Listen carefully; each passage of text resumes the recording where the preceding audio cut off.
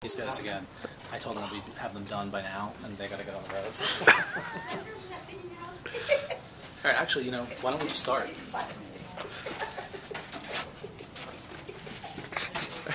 This is a natural predator-prey relationship.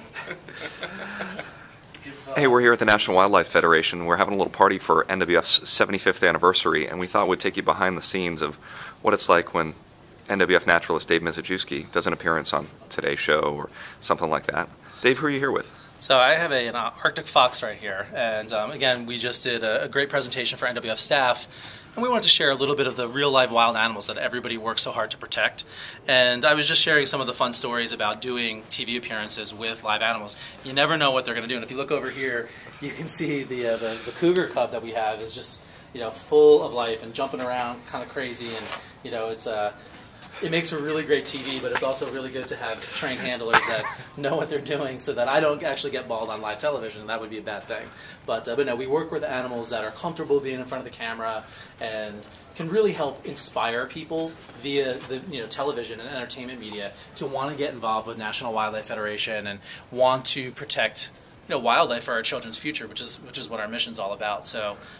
And I love it. I mean, I'm an animal lover. I was a nature geek as a little kid, and I still am today. And I just feel so fortunate that I get to actually work with really cool live wild animals like this. I mean, who gets to hold an Arctic fox? I mean, it's pretty cool. Now, tell me, what was your best experience? What was the animal that you worked with that you just enjoyed the most?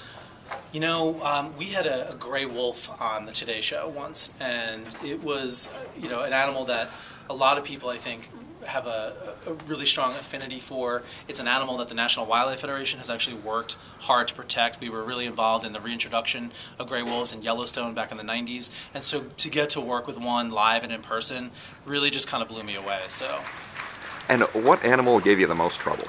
Oh, the animal that gave me the most trouble was a Nile crocodile that I also had on the Today Show once. And, crocodiles tend to be a little bit more rambunctious than their alligator cousins. And so when I heard that we had a crocodile available, I was a little bit skeptical about whether or not it was going to work. But we tried it out. It was a little bit bigger than the normal one. It was a couple feet long. And when we got it out on live TV, it just started thrashing around. And I had to make the split-second decision to say, this animal's not comfortable here. We got to put him away. And, we'll just move on to the next one. And, of course, Kathy Lean Hoda had a field day with that. So.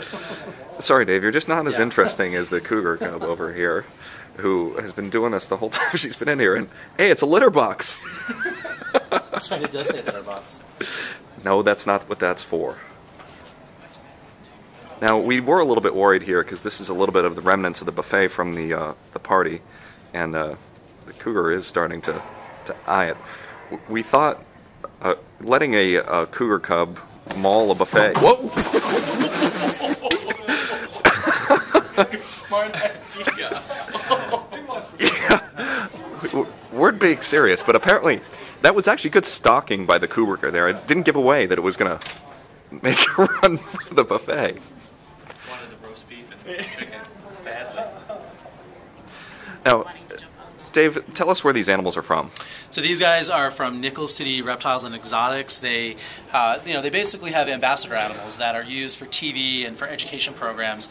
These are animals that Jeff and Andy here pick specifically to work with that are comfortable around people, like I mentioned, and they're not overly stressed by this. And so, it's sort of a win-win. The animals get, some stimulation. They don't have to just stay in their enclosures all day. They get to interact, and people get to see the real-life thing. And I think it's really important. Can't understate how much seeing a real live wild animal can inspire people to get involved and want to protect them and work with National Wildlife Federation on our conservation programs. If people want to support efforts like this, what can they do? Well, I mean, just visit NWF.org. We work on so many different issues that help so many different wildlife, from working on global warming to protecting endangered species, and even just connecting people with nature. So it's all there. You can find out how you can help this guy and all sorts of other animals just by checking that out.